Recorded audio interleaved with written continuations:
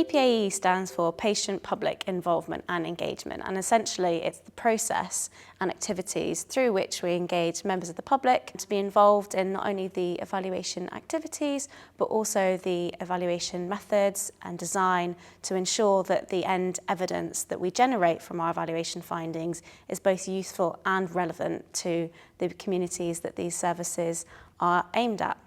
To involve the public in our evaluations, we work really closely with our 3 public partners who are integrated members of our research team, and they serve as really helpful, critical friends to enable us to think reflectively and openly about our public engagement processes and how we can better work with members of the public, specifically underserved and marginalised communities, and how we can engage them more thoroughly in our evaluation activities. There were 3 of us who are public panel members on this project. We're very experienced PPIE members, and we're from very different and diverse backgrounds, which I think has really been an asset for REVAL.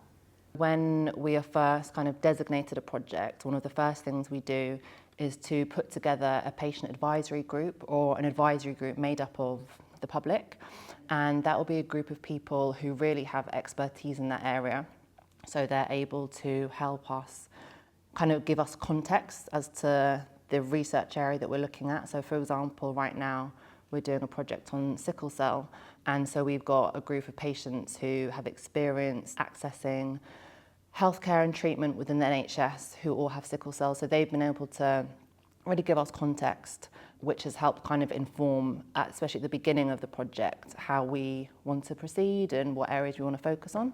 If researchers involve us from the start, we can help shape their research, we can challenge what they do, we can agree with what they do, and I think we bring a very different perspective.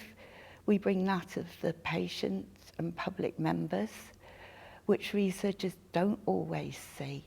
They help us to ensure all of our communication, so for example, everything on the website, everything that's public facing is accessible. They also contribute to publications, so academic publications. We always try to ensure that anything that is put down in writing is accessible to the public, because if it's not accessible to us, it won't usually be accessible to anyone else. I think we also bring rigour in terms of challenging what they're doing. Is it going to work? How are the public going to see this? We have found it a really positive experience working together in partnership with the project team.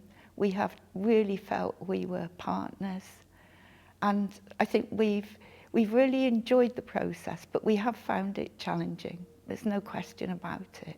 It's about making sure that our voices are heard and not forgotten.